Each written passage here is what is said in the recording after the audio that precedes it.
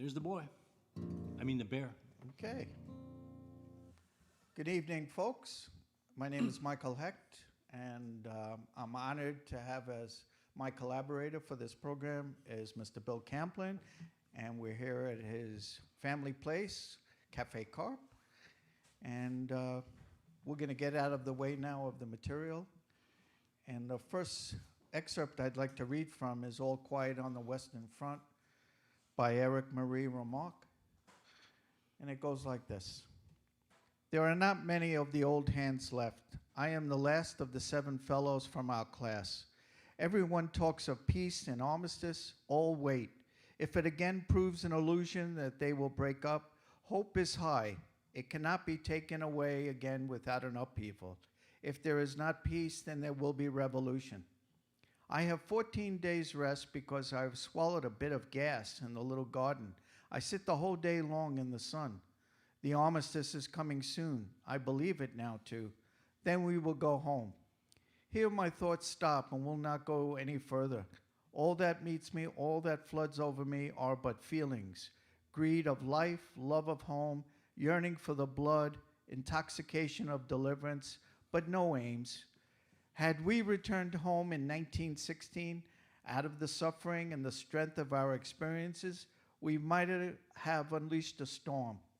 Now, if we go back, we will be weary, broken, burnt out, rootless, and without hope. We will not be able to find our way anymore. And men will not understand us. For the generation that grew up before us, though it has passed these years with us already, had a home and a calling. Now it will return to its old occupations, and the war will be forgotten.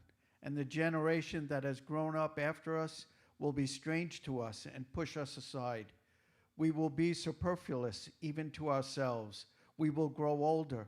A few will adapt themselves, some others will merely submit, and most will be bewildered. The years will pass by, and in the end, we shall fall into ruin. But perhaps all this that I think is mere melancholy and dismay, which will fly away as the dust when I stand once again beneath the poplars and listen to the rustling of their leaves. It cannot be that it has gone, the yearning that made our blood unquiet, the unknown, the perplexing, the oncoming things, the 1,000 faces of the future, the melodies from dreams and from books, the whispers and divinations of women. It cannot be that this has vanished in bombardment, in despair, in brothels. Here the trees show gay and golden, the berries of the rowan stand red among the leaves. Country roads run wide out to the skyline, and the canteens hum like beehives with rumors of peace. I stand up. I am very quiet. Let the months and years come. They can take nothing from me. They take nothing more. I am so alone and so without hope that I can confront them without fear. If life that has borne me through these years is in my hands and my eyes, whether I have subdued it, I know not. But so long as it is there it will seek its own way out, heedless of the will that has willed me.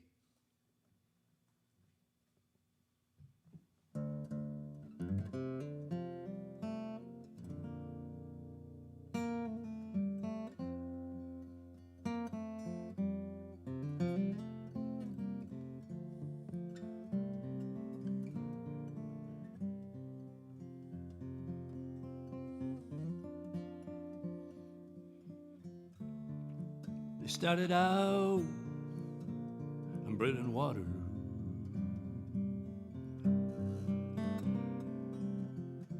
Put 'em on a boat to the promised land.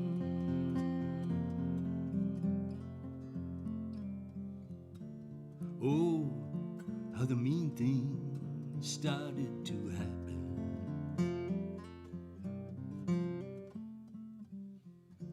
I may never hope to understand.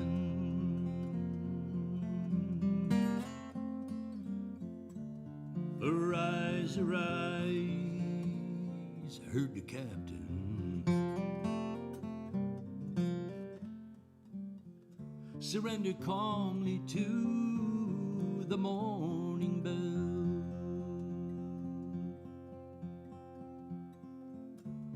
and erase the pictures you had gathered.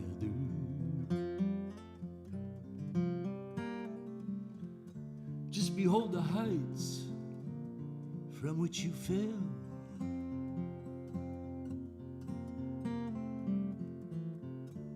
and where do we surrender, and to whom do we place the call? Where do we give up when we've seen it all?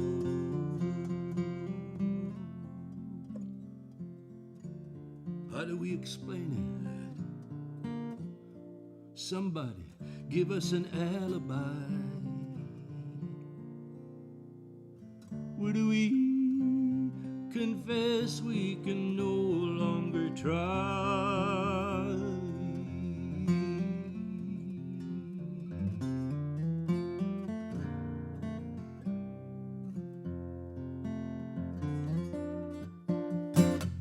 Oh, they handed out all the latest inventions. All you had to do was stand there in line and repeat the laws of mass production. Repeat them all till we all sound the same. And the children cried out hallelujah, and their speakers blared with the latest sacred songs. Pick up the beat, but don't ask any questions. Oh, this is freedom, freedom, freedom, and it won't last long. And where do we surrender, and to whom do we place the call? Where do we give up when we've seen it all? How do we explain it? Somebody give us an alibi. Where do we confess we can no longer try?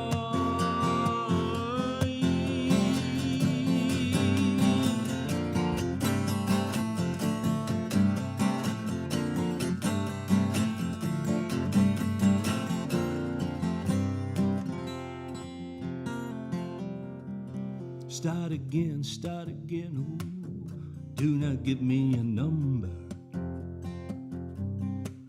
Stop me now, before I take that fall. I dreamed the factories had all turned to graveyards, and I thought I heard that wail and moan. Last call, screamed the bartender. Last call for your doomsday machines. Take your souls, take them out there on the highway. Release yourself to a deadly extreme. Surrender, and to whom do we place the call? Where do we give up when we've seen it all? How do we explain it? Somebody give us an alibi.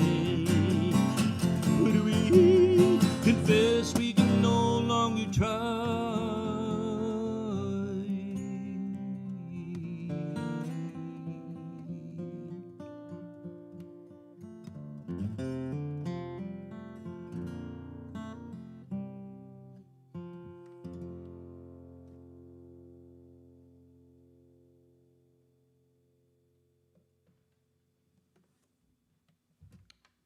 Lucy Atkins writes in her poem Geese, October 2002, night, walking in and out of streetlight shadows, kicking leaves along Sheridan Boulevard, down Winthrop, and then I hear them, geese, flying high above the city, their geese voices calling through the clouds and mists, calling out yellow to the tops of the cottonwoods, calling out red sumac, burning bush, chrysanthemums and whites, fuchsias, blood red orange, and tonight the fog like smoke, rose-tinged and strange in city lights. Overhead, the geese are flying the good flight they have flown for thousands of years north to the nesting grounds, wild hearts singing. 1,500 miles east, our country leaders are voting for war, voting yes to bombs and fire and poison gas, yes to armies marching across the sand. But here in Lincoln, Nebraska, the geese fly over, the old wisdom in their feathers, their sinew, their good hollow bones. They call through the clattering leaves, the fog, listen, yes, listen. Lucy Atkins.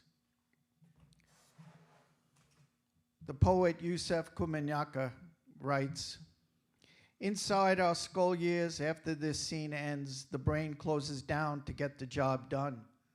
What looks like one step into the trees, they're lifting crates of ammo and sacks of rice, swaying under their shared weight, caught in the infrared. What are they saying? Are they talking about women or calling the Americans? One of them is laughing. You want to place a finger to his lips and say, shh. You try reading ghost talk on their lips. They say, up, up we go, lifting as one. This one, old, bow-legged, you feel you could reach out and take him into your arms. You peer down the sights of your M16, seeing the full moon loaded on an ox cart. Yusef Kamuryakaa. Jimmy Santiago Baca writes in his poem Oppression, is a question of strength, of unshed tears, of being trampled under, and always, always remembering you are human. Look deep to find the grains of hope and strength, and sing, my brothers and sisters, and sing. The sun will share your birthdays with you behind bars. The new spring grass, like fiery spears, will count your years as you start into the next year. Endure, my brothers, endure, my sisters. Jimmy Baca. Jimmy Baca writes from his poem, How We Carry Ourselves. I am the broken reed in this deadly organ. I am those mad glazed eyes staring from bars, the silent stone look that knows like other stones the smell of working feet, knows how long and wide a human can spread over centuries. Each step till now step on dust and rocks of prisons. I could not throw my feelings away, shoot them like wild horses, stone them like weeping dirty prophets, could not machete them pioneering a new path. I sought no mountain, no brave deed. I sought to remain human, to look and feel wind bless me. Chicanos, blacks, whites, Indians, we are all here, our blood all red. We are all filled with endurance and have tasted the blade, smelled the gun's oily smoke of death. We are steel hunks of gears and frayed ropes, our hands the tool sheds, our heads the incessant groan of never-ending revolving wheels in an empty, gaunt warehouse, our blood dripping from steel joints like grease and oil onto granite floors. I meant to say you can turn away from this. If you could take the hammering they will give, if you can hold on while they grip you and hurl you ragefully at the ground, if you can bite your teeth when they bend you and still you do not fit, you can be who you are. You can laugh at sparrows and find love in yourself for the sun. You can learn what is inside you. You can know silence. You can look at the dark gray machine around you, souls going up like billows of black smoke, and decide what you will do next. You who are the main switch, who turns everything off, but you breathing, smiling, struggling, turning yourself on. Jimmy Santiago Baca. I'd like to read this prose from the great anti-war novel, Johnny Got His Gun. This was written by the author Dalton Trumbo, March 25th, 1959.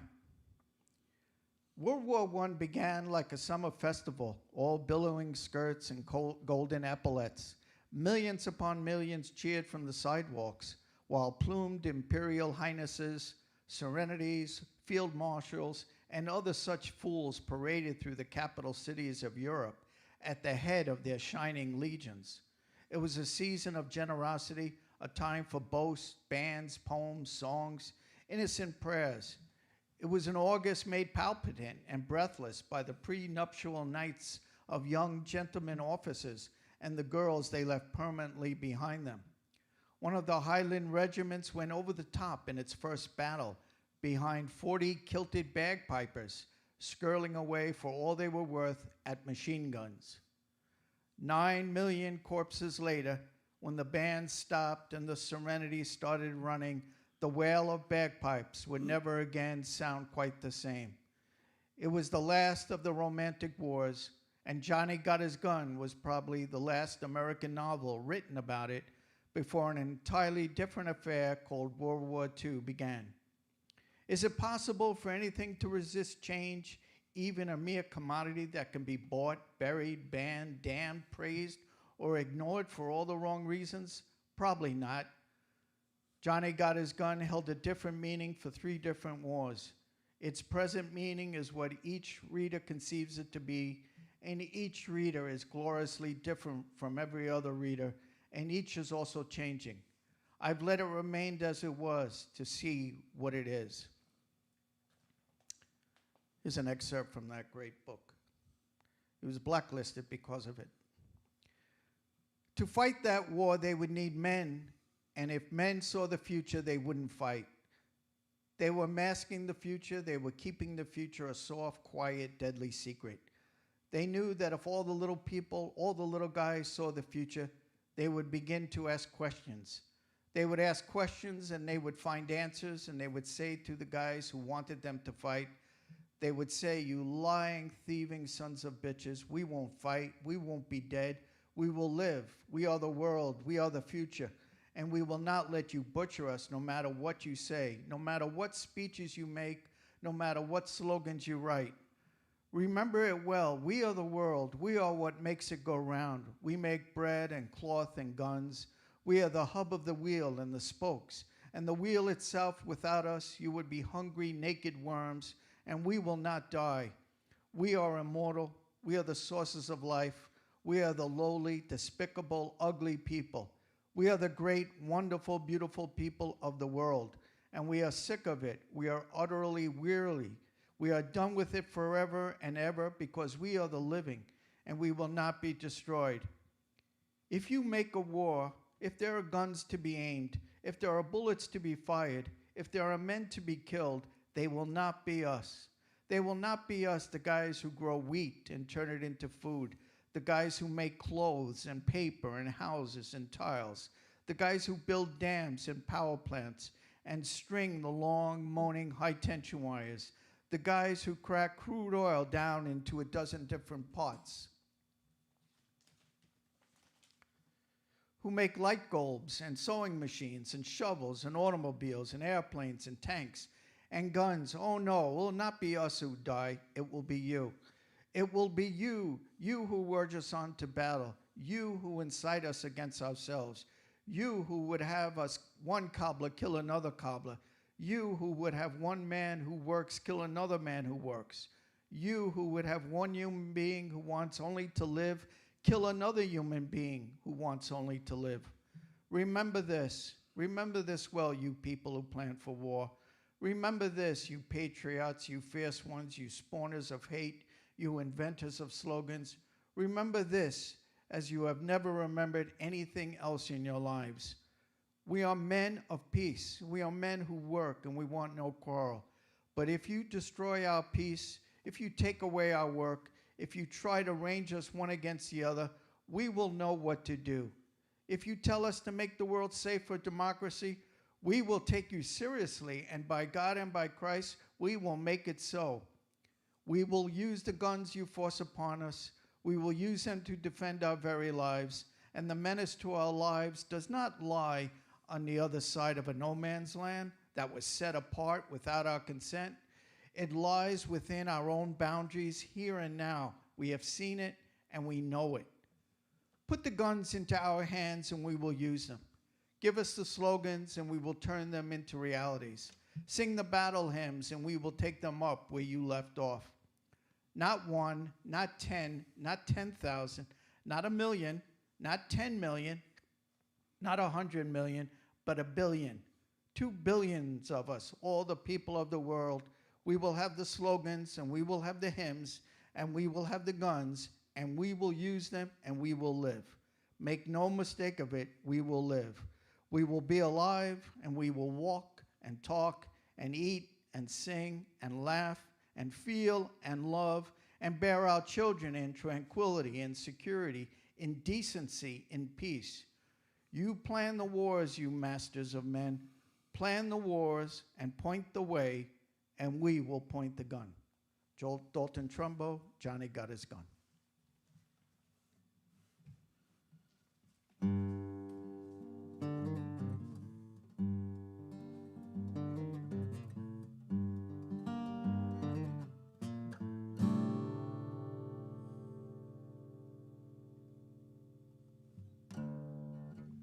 I was with you when you started. I could understand those yesterdays.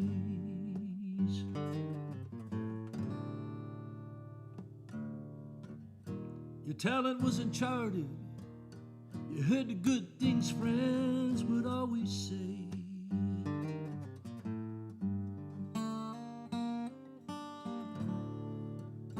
I tried to keep my distance from these selfish kinds of prayer,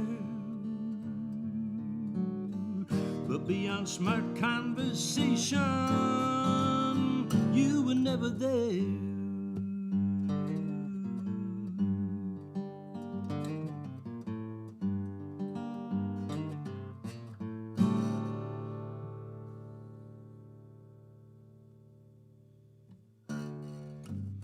I found a life with seasons, mostly changing into normal times.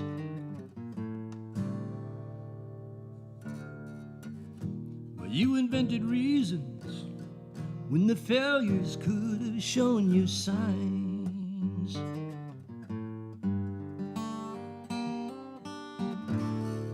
I have conjured this reunion to see if I am being fair, but it's all secondhand reports, 'cause you're never there.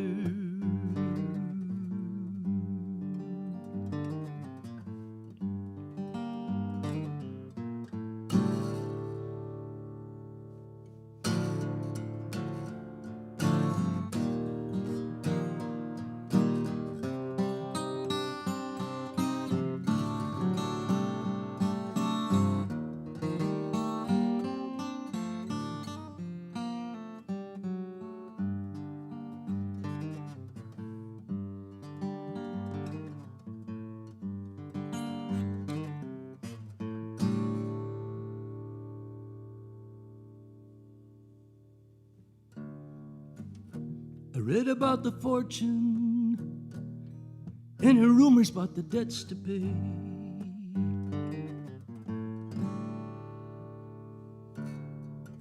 And can see you in your rudeness, still trying to prove you deserve to stay.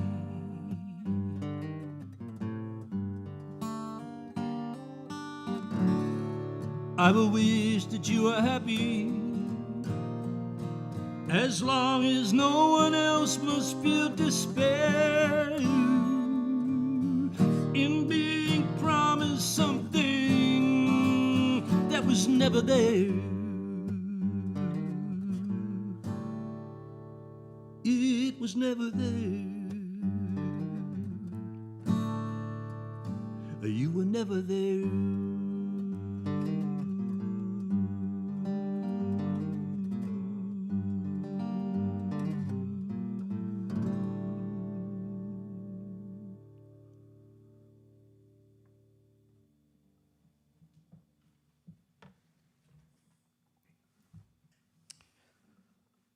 Eugene Debs, the leader of the Socialist Party, is jailed for his anti-war stance.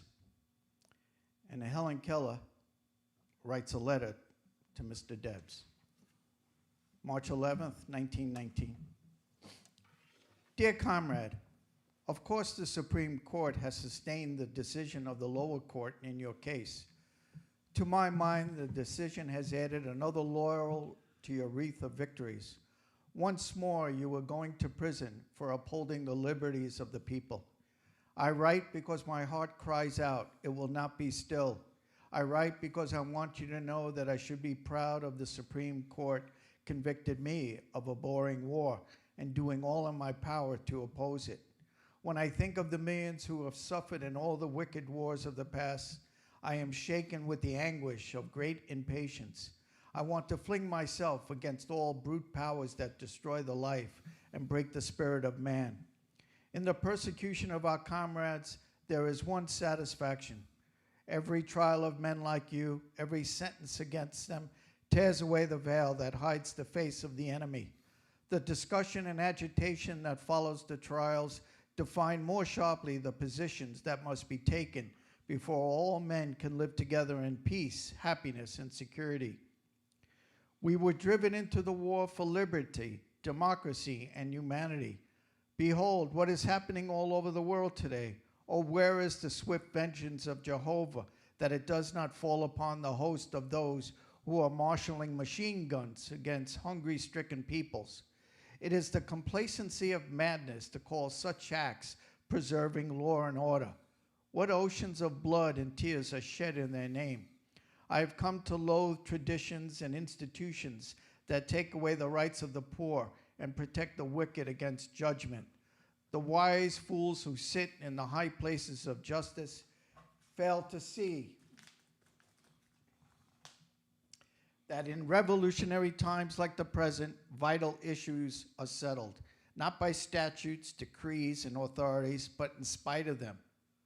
Like the Girondins of France, they imagine that force can check the onrush of revolution.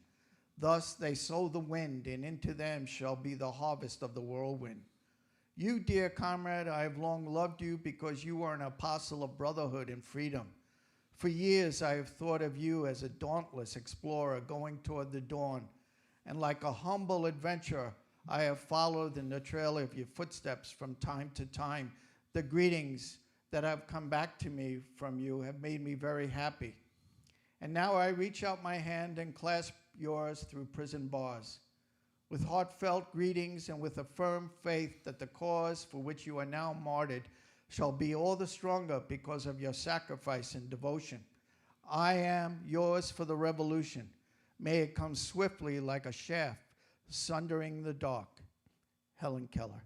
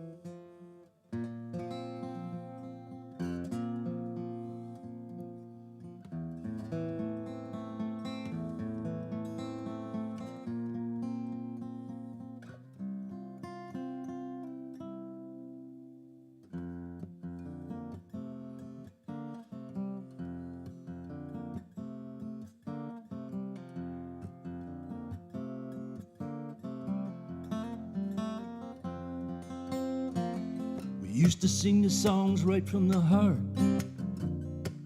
Nothing else got in the way.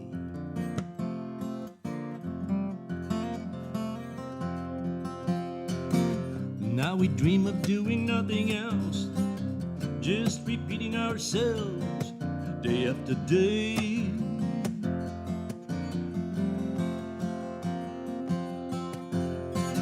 Oh, some Somewhat sneering nice guys finish last. Spooked us in the giving in too fast. Tricked us to believe our die was cast. It's just a background melody.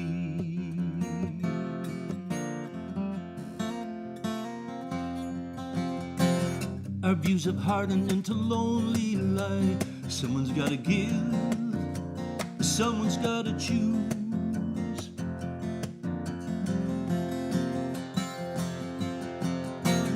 If we could only give the bigger half, someone's gonna win, no one's gonna lose.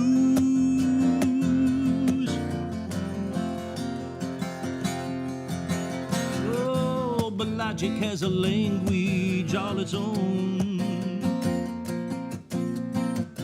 You must listen closely to its tone, or you will find yourself just another lonely drone, just a background melody.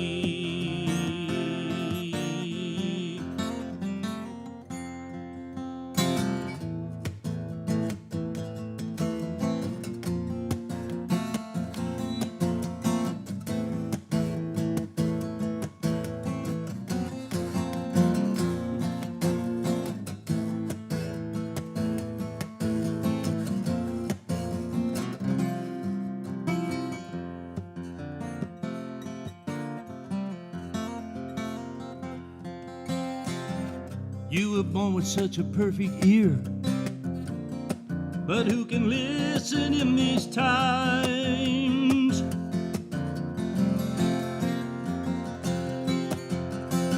We treated problems like a slot machine with just $1's worth of dimes.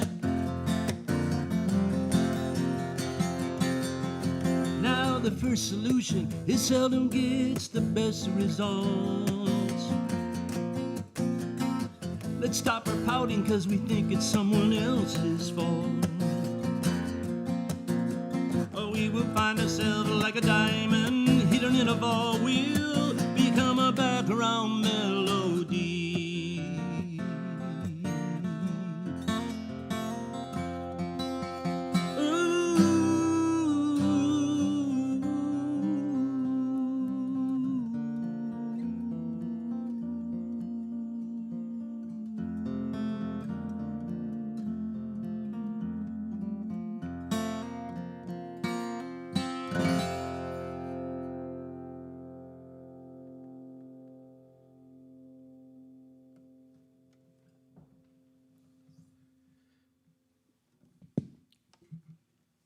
This is a letter from the Birmingham jail, Dr. Martin Luther King Jr.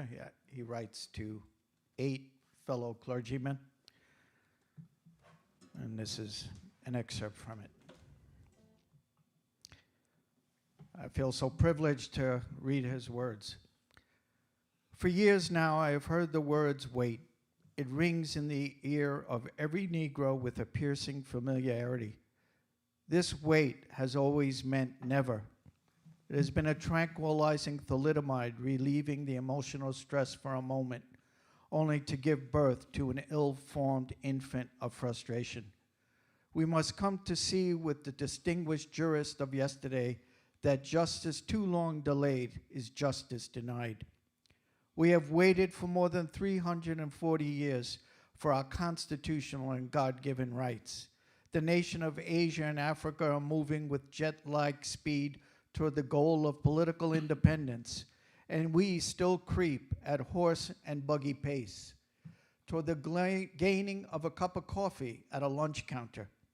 I guess it is easy for those who have never felt the stinging darts of segregation to say wait. But when you have seen vicious mobs lynch your mothers and fathers at will and drown your sisters and brothers at whim, when you have seen hate-filled policemen curse, kick, brutalize, and even kill your black brothers and sisters with impunity, when you see the vast majority of your 20 million Negro brothers smothering in an airtight cage of poverty in the midst of an affluent society, when you suddenly find your tongue twisted and your speech stammering as you seek to explain to your 6-year-old daughter why she can't go to the public amusement park that has just been advertised on television, and see tears welling up in her little eyes when she is told that Funtown is closed to colored children, and see the depressing clouds of inferiority begin to form in her little mental sky, and see her begin to distort her little personality by unconsciously developing a bitterness toward white people, when you have to concoct an answer for a 5-year-old son asking in agonizing pathos, "Daddy, why do white people treat colored people so mean?" When you take a cross-country drive and find it necessary to sleep night after night in the uncomfortable corners of your automobile because no motel will accept you. When you are humiliated day in and day out by nagging signs reading white and colored.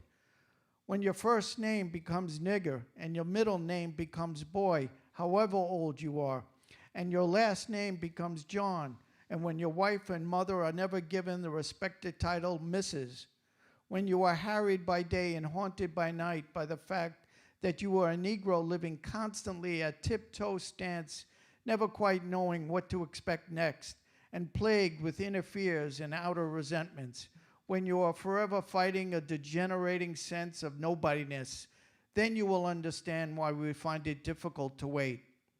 There comes a time when the cup of endurance runs over and men are no longer willing to be plunged into an abyss of injustice where they experience the blackness of corroding despair. I hope, sirs, you can understand our legitimate and unavoidable impatience. We will reach the goal of freedom in Birmingham and all over the nation because the goal of America is freedom. Abused and scorned though we may be, our destiny is tied with the destiny of America. Before the Pilgrims landed at Plymouth, we were here. Before the pen of Jefferson etched across the pages of history the majestic words of the Declaration of Independence, we were here. For more than 2 centuries, our foreparents labored in this country without wages. They made cotton king, and they built the homes of their masters in the midst of brutal injustice and shameful humiliation. And yet, out of a bottomless vitality, they continued to thrive and develop. If the inexpressible cruelties of slavery could not stop us, the opposition we now face will surely fail. One day the South will know that when these disinherited children of God sat down at lunch counters, they were in reality standing up for the best in the American dream and the most sacred values in our Judeo-Christian heritage, and thusly carrying our whole nation back to those great wells of democracy which were dug deep by the Founding Fathers in the formulation of the Constitution and the Declaration of Independence. Never before have I written a letter this long, or should I say a book. I am afraid that it is much too long to take your precious time. I can assure you that it would have been much shorter if I had been writing from a comfortable desk. But what else is there to do when you're alone for days in the dull monotony of a narrow jail cell, then write long letters, think strange thoughts, and pray long prayers? If I have said anything in this letter that is an overstatement of the truth and indicative of an unreasonable impatience, I beg you to forgive me. If I have said anything in this letter that is an understatement of the truth and is indicative of my having a patience that makes me patient with anything less than brotherhood, I beg God to forgive me.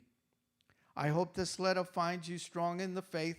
I also hope that circumstances will soon make it possible for me to meet each of you, not as an integrationist or a civil rights leader, but as a fellow clergyman and a Christian brother. Let us all hope that the dark clouds of racial prejudice will soon pass away, and the deep fog of misunderstanding will be lifted from our fear-drenched communities, and in some not too distant tomorrow, the radiant stars of love and brotherhood will shine over our great nation with all of their scintillating beauty. Yours for the cause of peace and brotherhood, Martin Luther King, Jr.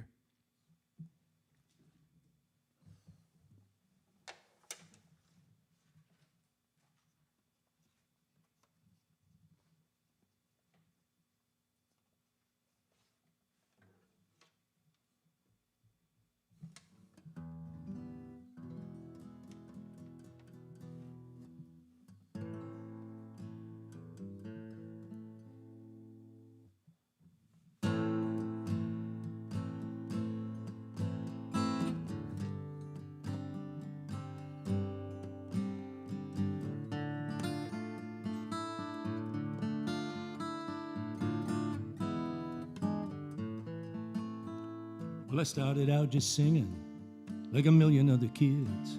Kept one eye on fame and fortune, just like everybody did. Played the bar rooms and the cafes, always taking in the news.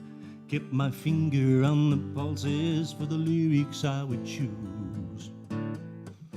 I learned the tricks of entertainment and the stagecraft of the wink.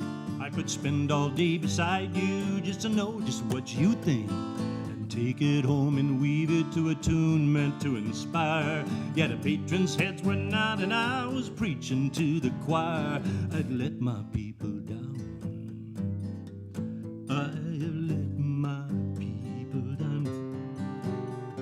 I've let my people down, and I'll have to take that to my grave. I have scorned the politicians for the ethics that they lack. Picked apart the voting records like an armchair quarterback. Now there are people on the front lines trying to turn this world around. Yes, I read it and I watch it, but I'm nowhere to be found. I've let my people down. I've let my people down. I've let my people down, and I have to take that to my grave. Now you can take me out to dinner, I can always hold my own, as we drink and talk and wonder just how bad this world has grown. I've seen it from the inside, always looking for my prize. Took that music to the market in the name of compromise. I've let my people down. I've let my people down. I've let my people down, and I have to take that to my grave.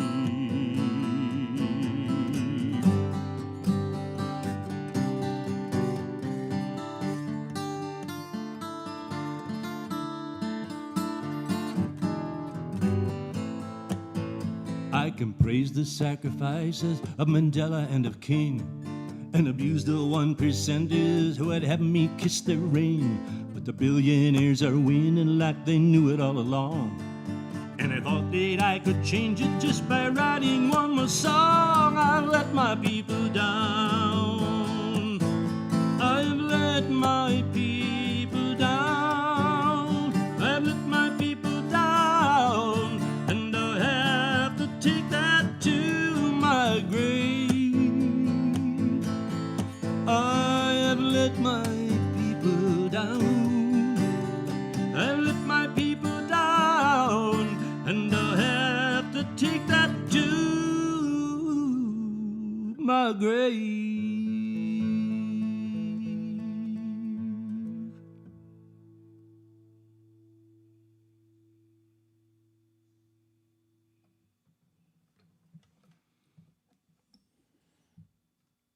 All My Sons by Arthur Miller. We have the mother, the father, we have their son Chris.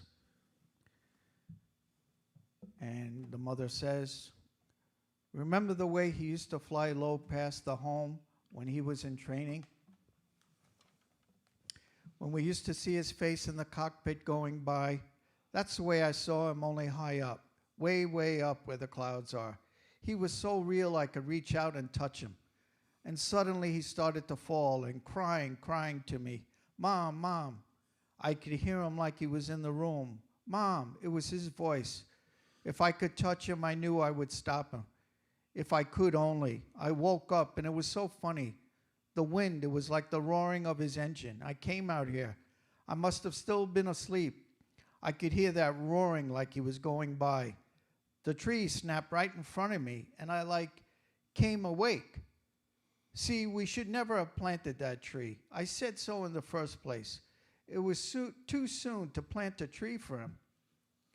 Chris. Too soon, Mom? Yes, Chris, we rushed into it. Everybody was in such a hurry to bury him. I said not to plant it yet. I told you to. Mother. Mom, the wind blew it down. What significance has that got? What are you talking about? Mother, please, don't go through it all again, will you? It's no good. It doesn't accomplish anything.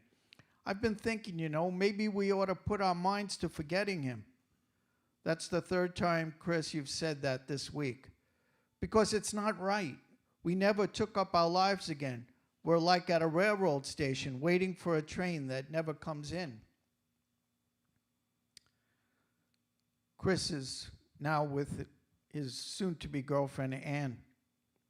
And Ann says, "What is it?" "Ann, let's drive someplace. I want to be alone with you." "No, what is it, Chris? Your mother?" "No, nothing like that." "Then what's wrong? You've got to tell me, mustn't you? It wouldn't work this way, would it? Even in your letters, there was something ashamed." "Yes, I suppose I've been ashamed. I don't know how to start to tell you. It's mixed up with so many other things. It goes so far back. You remember I was in command of a company?" "Yeah, sure." "Well, I lost them." "How many?" "Just about all." "Oh, gee." It takes a little time, Ann, to toss that off, because they weren't just men. For instance, one time it had been raining several days, and this kid came to me and gave me his last pair of dry socks. Put them in my pocket. That's only a little thing, but that's the kind of guys I had. They didn't die. They killed themselves for each other. I mean that exactly. A little more selfish, and they'd have been here today. And I've got an idea watching them go down. Everything was being destroyed, see? But it seemed to me that one new thing was made, a kind of responsibility. Man for man.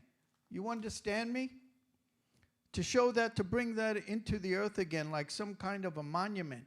And everyone would feel it standing there behind him. It would make a difference. And then I came home, and it was incredible. There was no meaning in it here.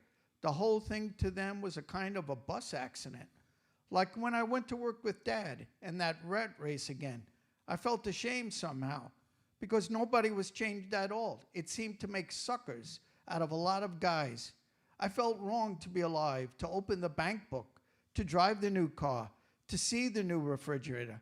I mean, you could take those things out of a war, but when you drive that car, you've got to know that it came out of the love a man can have for a man. You've got to be a little better because of that. Otherwise, what you have is really loot, and there's blood on it. I didn't want to take any of it, and I guess that included you. And you still feel that way, Chris? No, because you mustn't feel that way anymore. I want you now, Annie.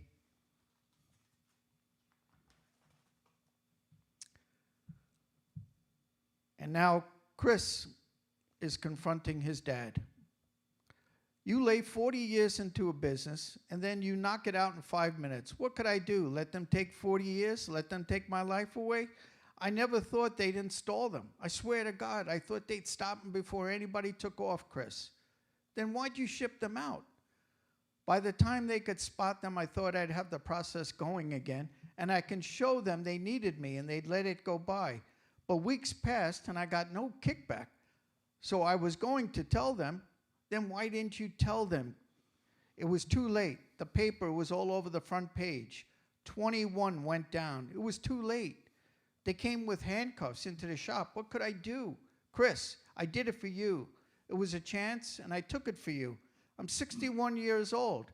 When would I have another chance to make something for you? 61 years old, you don't get another chance, do you? You even knew they wouldn't hold up in the air. I didn't say that. But you were going to warn them not to use them. But that don't mean, it means you knew they'd crash. It don't mean that. Then you thought they'd crash. I was afraid, maybe. You were afraid, maybe. Almighty God in heaven, what kind of man are you? Kids were hanging in the air by those heads. You knew that. For you, Chris, a business for you. For me, where do you live? Where have you come from? For me, I was dying every day, and you were killing my boys, and you did it for me. I was so proud you were helping us win, and you did it for me. What the hell do you think I was thinking of? The goddamn business? Is that as far as your mind can see, the business? What is that? The world? The business?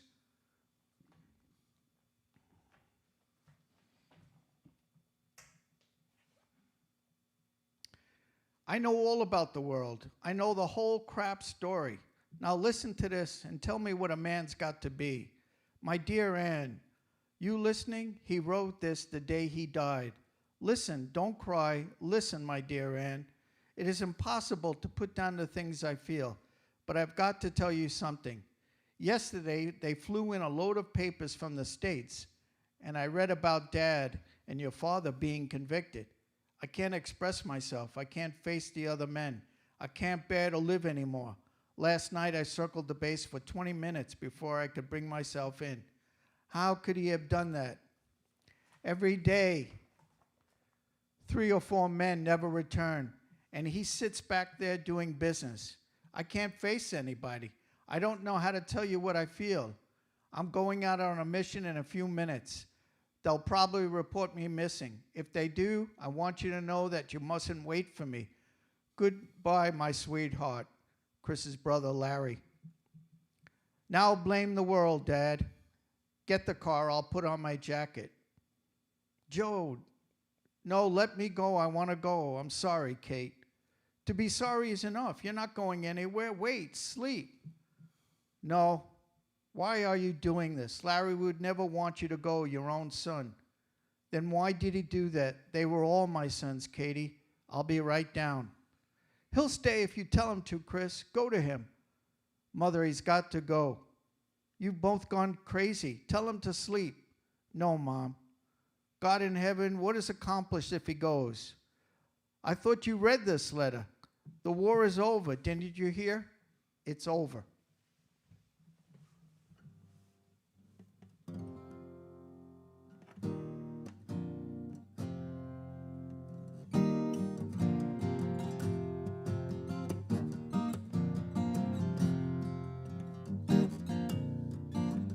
Once again I am forced to tell, things had not been going all that well for me. There's still the anger, the subway opera and the midnight fling, the stolen secrets and that space age sting, and time compounds the danger. The capsule news that now surrounds us, briefly giving us pictures of the world, and in 25 words or less, they're gonna tell us how the young ones die, allow each side to tell us how and why. Forget the insights and the histories, treat the problems like a mystery in your response. It's gonna help to solve this mess if it's in 25 words or less.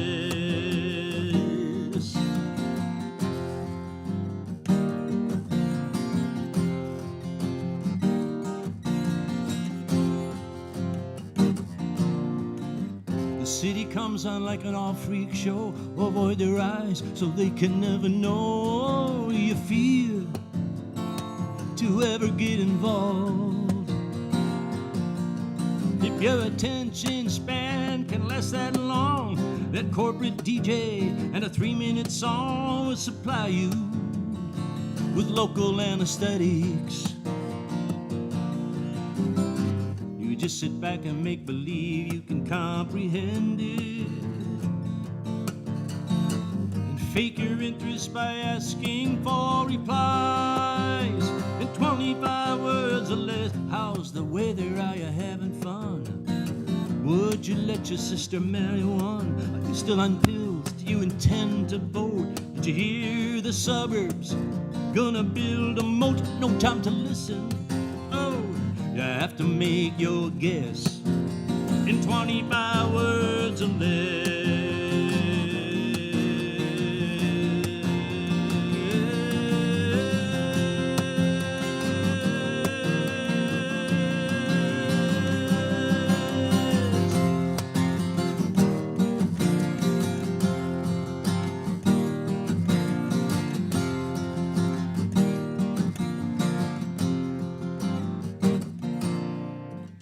Party members play the same old song, the one where they're right and we are wrong. Well now folks, that's just politics. And us folk and rock singers, we're all the same. We make our living on an entertainment game. For the right amount, will even do on your way. Now if you make it, they will ask for an opinion. And if you give it, you gotta make it brief. Life in 25 words or less. Explain your fortune as an honest day's pay. How you starved for years in your younger days with a straight face and a self-taught smirk. Tell everyone you'd be rich if you would only work. And don't forget to humbly say how you've been blessed. All this in 25 words or less. Try to say what you intend to do. Then predict what will become of you. Find an idol, give him all control. Join a movement just to purge your soul. The only rule is that you must confess. All this in 25 words or less. In 25 words or less. In 25 words or less.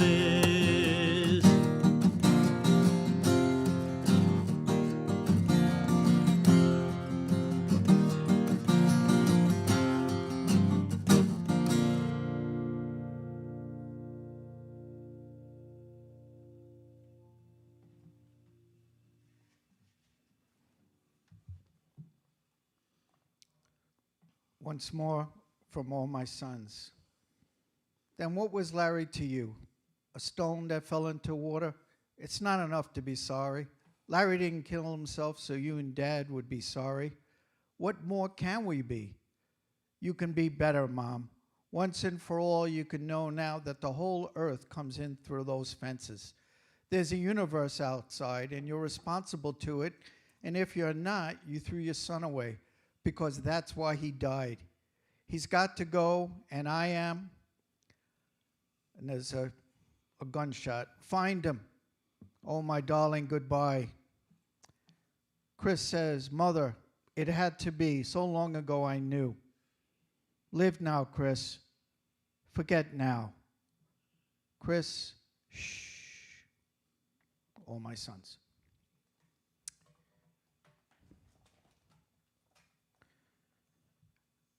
At Home on Al-Mutanabi Street by Richard Harrison. I am a word, I am a word in Arabic, in English, and in Farsi. I am a word in Kurdish, in German, in Hebrew, and French. I am a word in the mouths of prophets and hawkers. I will get you tea. I will bring you joy into tears. I am a word in a book. I lie open to the sun that reads me over the shoulder of someone looking to buy. I am the imagination of the enemy come home to its enemy's understanding, because the leap from enemy to friend is as swift and sure as the journey from paper to eye. I am loved, I am reviled, I am feared. I am myself and I am you. When the book opens, you can hear me sigh in pleasure at the touch of your mind. When the bombs go off, I have scattered from all that I have known, and the wind and the ashes take me. You might think I disappear, but I do not. The fires die down, my place in the house, on the street, in the rebuilt cafes remain. I am memory and the stuff of memory. I survive the past because I am always the present. I survive death because I am the future. I survive hatred because I am love. Build me a home and I will return and be heard. And when you see me filling the page again, you will know I never abandoned you.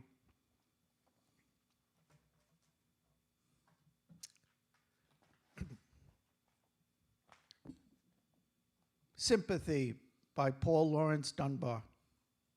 I know what the cage bird feels, alas, when the sun is bright on the upland slopes, when the wind stirs soft through the springing grass, and the river flows like a stream of glass, when the first bird sings and the first bud opens, and the faint perfume from its chalice steals. I know what the cage bird feels. I know why the cage bird beats his wing till its blood is red on the cruel bars, for he must fly back to his perch and cling, when he fain would be on the bough a swing, and a pain still throbs in the old scars, and they pulse again with a keener sting. I know why he beats his wing.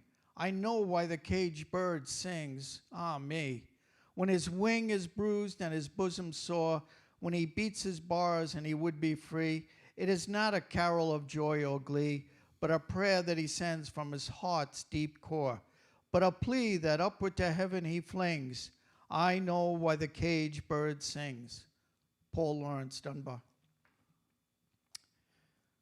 I'd like to close with this poem, I Dream a World by Langston Hughes. I dream a world where man, no other man will scorn, where love will bless the earth and peace its paths adorn. I dream a world where all will know sweet freedom's way, where greed no longer saps the soul, nor avarice blights our day. A world I dream where black or white, whatever race you be, will share the bounties of the earth and every man is free, where wretchedness will hang its head and joy like a pearl attends the needs of all mankind. Of such I dream my world.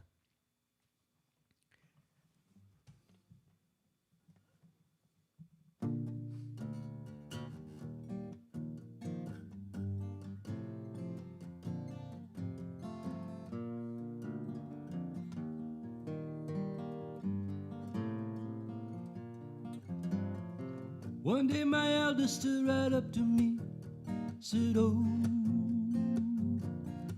Dad, what is freedom and democracy? Oh, I'm not sure I answered truthfully. It's so confusing to a guy like me.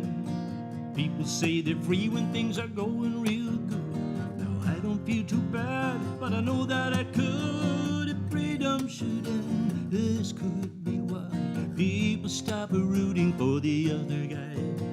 If freedom should go, here's what I say. We just all say thank you kindly, have a real nice day.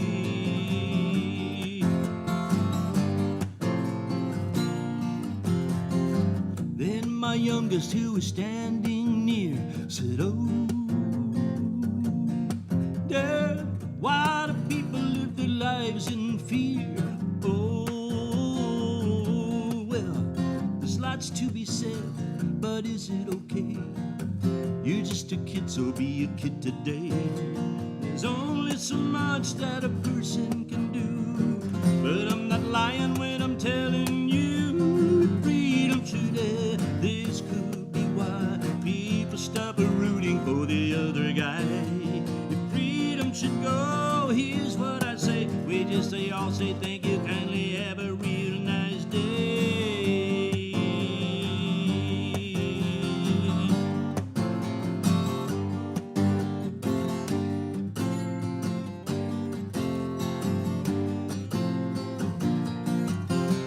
A new world griot told me one fine day,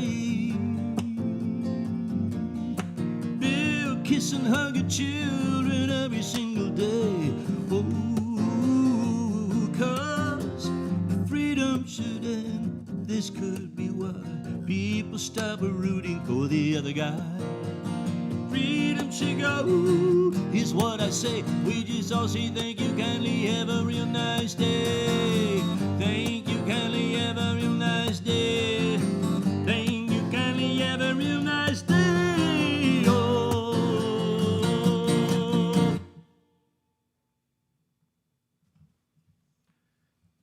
That concludes our program. I want to thank you. And for me personally, I want to thank the Camplin family for allowing me to get this opportunity to be with a husband and dad, and having the opportunity to say these words and listen to the great music. And Orson Welles would say, on behalf of Bill and myself, this has been your humble servants. Absolutely.